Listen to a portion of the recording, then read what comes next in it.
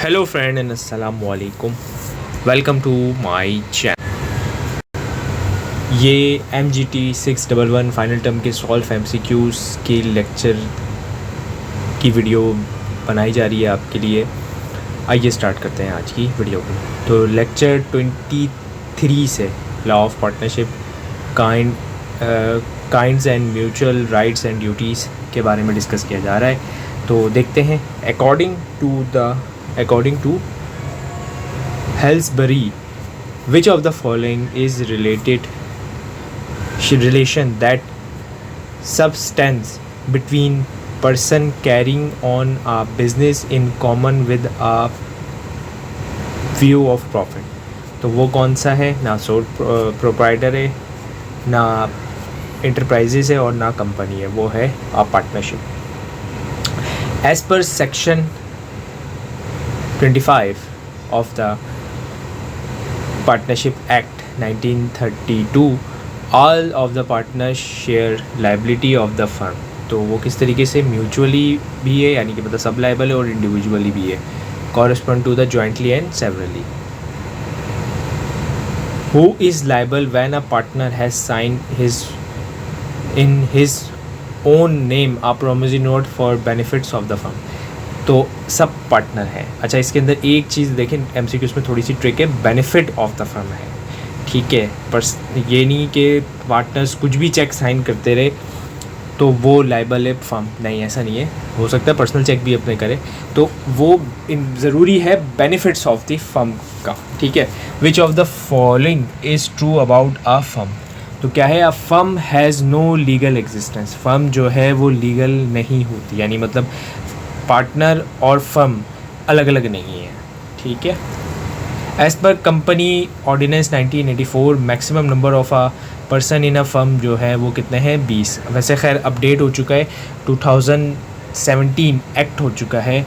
अब जो कंपनी है, मुझे नहीं पता कि आपके कोर्स में क्यों नहीं उन्होंने अपडेट किया। लेक्चर 25 से है, कंपनी ऑर्डिनेंस का ही है कि किस 1984 को किसने रिप्लेस, यानी मतलब इससे पहले कौन सा चल रहा था? 1913 का कंपनी एक्ट चल रहा था।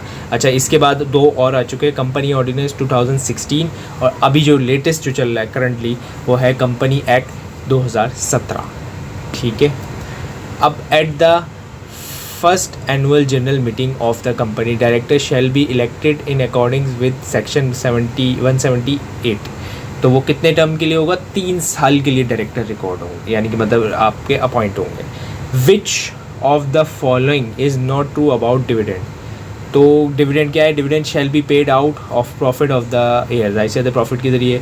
डायरेक्टर में set aside reserve out of profit before recommending any dividend. ठीक है। ये भी होता है कि भाई थोड़ा सा, जैसे मिसाल दी जाए, कंपनी को 100 रुपये का प्रॉफिट हुआ, तो डायरेक्टर ने बोला कि भाई हम जो है वो 40% जो है वो पैसे रोकेंगे, बाकी 60% डिविडेंड में दे सकते हैं। ऐसा पॉसिबल है। ठीक है, ऐसा हो सकता है। All dividend shall be declared and paid according to the amount of, ये भी हो सकता है। लेकिन the director can not pay interim dividend to the member, ये नहीं हो सकता। ठीक है। अब 26 है, lecture relating to company. Preparation of required document of the company is done during this phase. तो किस में? Promotion phase. प्रमोशन फेज वो होता है जिसके अंदर, यानी कि कंपनी को समझ ले, कंपनीज में कौन होगा, मेमोरेंडम, आर्टिकल्स, ये सारी चीज़ें डिसाइड की जा रही होती हैं। Which of the following is a legal document on the basis of which the company conduct its external affair? तो वो मेमोरेंडम है। मेमोरेंडम ऑफ एसोसिएट जो है वो बाहर के अफेयर चलाने के लिए, आर्टिकल ऑफ एसोसिएट जो है वो अंदर के अफेयर चलाने के लिए, कि अंदर किस तरीके से मामला चलेंगे। ठीक है।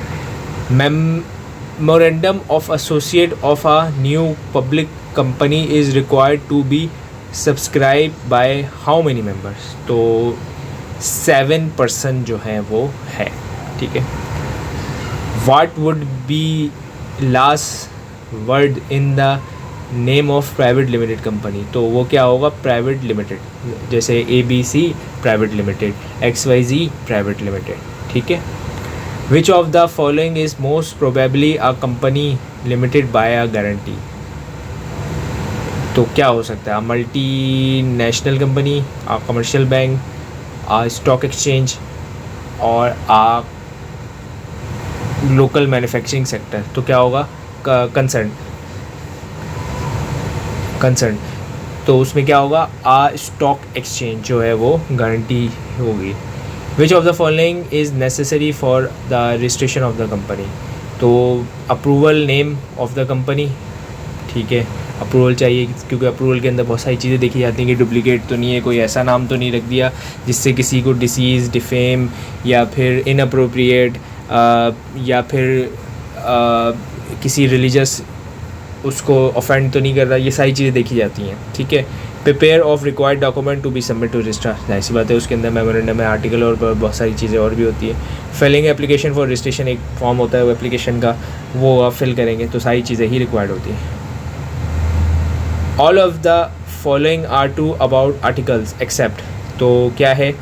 It raise the contract between the company and outsider, ये क्या है? इट राइज, और दूसरे देख लेते हैं, it is a subordinate of the memorandum, it is a doctrine of indoor, मैंने पहले भी बताया था कि इंडोर के लिए आर्टिकल होता है, and alter can be made through a special resolution. तो ये सारी बातें सही हैं, लेकिन ये बात सही नहीं है लास्ट वाली आपकी।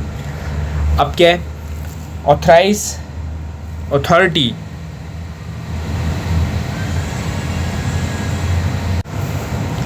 vested in the dash where registered office of the company is proposed in the memorandum of associate to be situated। तो वो कौन सा है? प्रोवेंस करना पड़ेगा हमें तो अपना 27 है, law relation to company. Which of the following is not a kind of share of a limited company? तो शेयर कैपिटल, प्रेफरेंस भी नहीं है, डिफरेंस शेयर भी नहीं है, बोनस शेयर भी नहीं है। Establishment of non banking finance company and winding up of the company, lecture 28 है। तो इसके अंदर security exchange commission of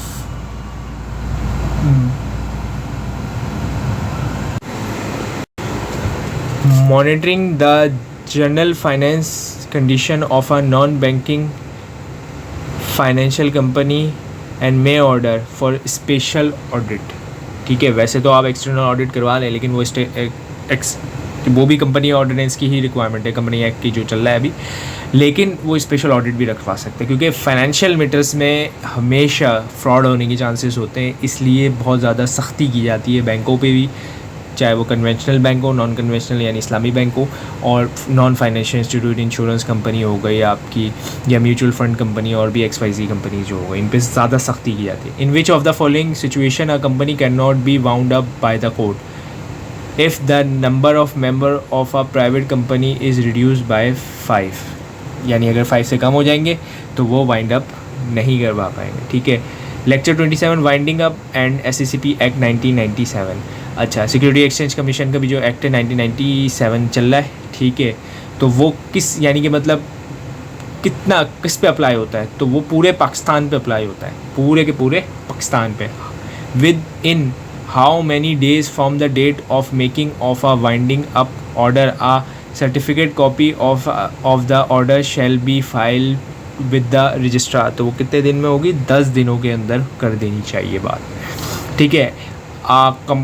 committee of the security exchange commission policy board constitute under section 15 is a term as dash in SCCP act 1997। तो वो क्या है? Commission. All of the following are include in the procedure during the examination of any person by security exchange of commission except, तो क्या है? such person shall be examined in written। अब how shall a prosecution of any office under SCCP act against any person to be institute, तो वो with the concern of commission, जो commission है उसकी इजाज़त के बगैर वो किसी को प्रोसिक्यूट नहीं कर सकता। लेक्चर 30 है SCCP and code of corporate governance. तो क्या है? The security exchange commission of Pakistan which exercise its power under the SCCP Act 1997 shall be regarded to which of the following। तो क्या करता है? Quality and capacity of the management check कर सकता है, जनरल पब्लिक इंटरेस्ट और interest of potential public investor in the company. तो all of the above सही आंसर है। Who defines the role and responsibility of chairman and chief executive of a listed company? तो वो कौन बताएगा? वो है बताएंगे आपके board of director. Which of the following may not be included in the director report of a listed company? Reason that the company has no declared dividend। अच्छा देखें, डिविडेंड डिक्लेयर करना या ना करना ये बोर्ड की जिम्मेदारी। शेयर होल्डर कभी भी किसी को फोर्स नहीं कर सकता कि तुम डिविडेंड डिक्लेयर करो, डायरेक्टर की मर्ज़ी है। अब चाहे पूरी कंपनी बिलियंस ऑफ डॉलर्स का प्रॉफिट भी कमा रही हो, ठीक है, 1 रुपया भी डिविडेंड ना दे, तो जो उसके शेयर होल्डर्स है वो डायरेक्टर से पूछ सकते हैं कि क्यों नहीं डिविडेंड डिक्लेयर, लेकिन ये नहीं कर सकते, फोर्स नहीं कर सकते, और वो अपनी जो डॉक्यूमेंट है उसका पार्ट भी नहीं बनाएगा कि मैंने क्यों नहीं डिक्लेयर किया, ठीक है। लेक्चर 31 है code of corporate governance, a statement of ethics and business practices for director and employ of a listed company is prepared by किसे? Board of director. मतलब बोर्ड ऑफ डायरेक्टर ही डिसाइड करेंगे कि भाई क्या क्या होगा क्या नहीं होगा। लेक्चर 32 है नेगोशिएबल इंस्ट्रूमेंट के बारे में बात की जा रही है। Which section of the contract act provide the test of soundness to make a person contract, यानी मतलब कॉन्ट्रैक्ट किस तरीके से कर सकता है, तो वो सेक्शन 12 है। साउंड मतलब यानी कि बंदा जो है वो ना अनसाउंड नहीं है, अनसाउंड मतलब पागल नहीं है या मजनू नहीं है, दीवाना नहीं है, तो वो चीज़ को चेक करने के लिए सेक्शन 12 आपको बताता है कि भाई किस तरीके से चेक किया जाए, ठीक है। In the absence of any express provision in law of negotiable instrument which law is apply, तो कॉन्ट्रैक्ट एक्ट अप्लाई कर दिया जाएगा। मतलब अगर कोई ऐसी चीज़ है जो क्लॉज है जो नहीं आ रहा, तो कॉन्ट्रैक्ट एक्ट ही अप्लाई होगा negotiable. Which of the following is not a party in cheque? Maker, maker जो है वो पार्टी यानी मतलब ड्रॉ है, ड्रॉई है, पेई है, लेकिन वो मेकर नहीं है, ठीक है। नेगोशिएबल इंस्ट्रूमेंट की ही आगे बात की जा रही है लेक्चर 33 के अंदर।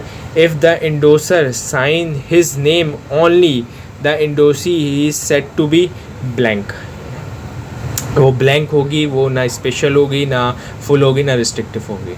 विच of the following is true about essentially of valid accepting of a bill of exchange?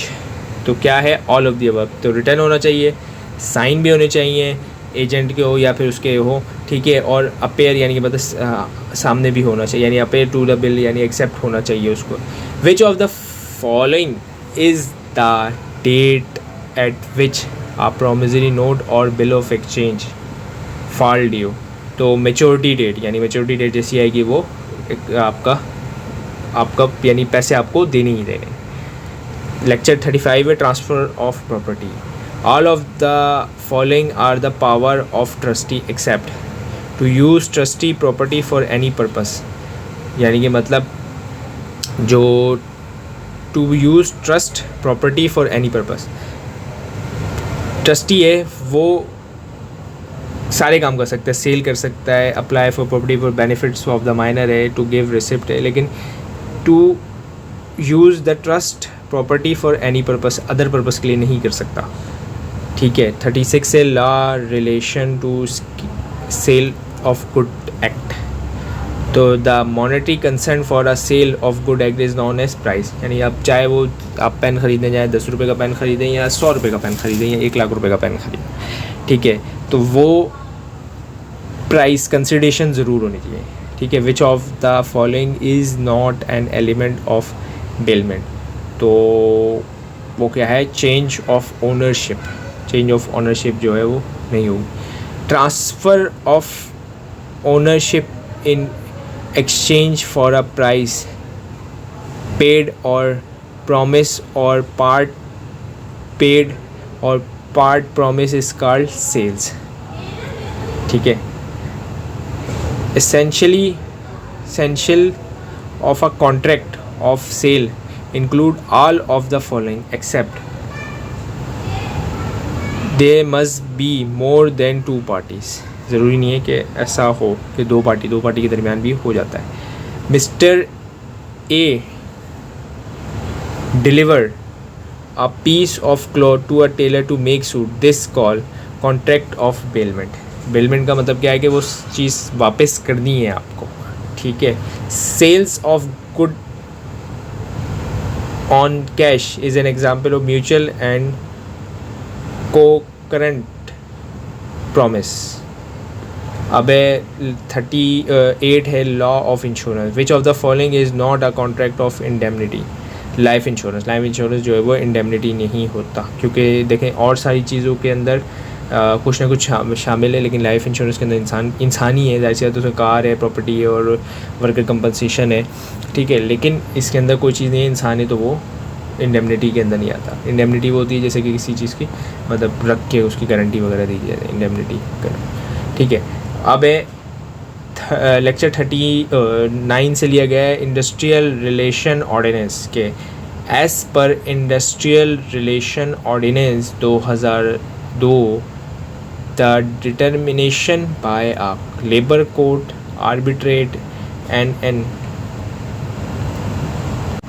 appellant court of competing jurisdiction of any industrial dispute or any matter related there is called award. award कहलाया जाता है.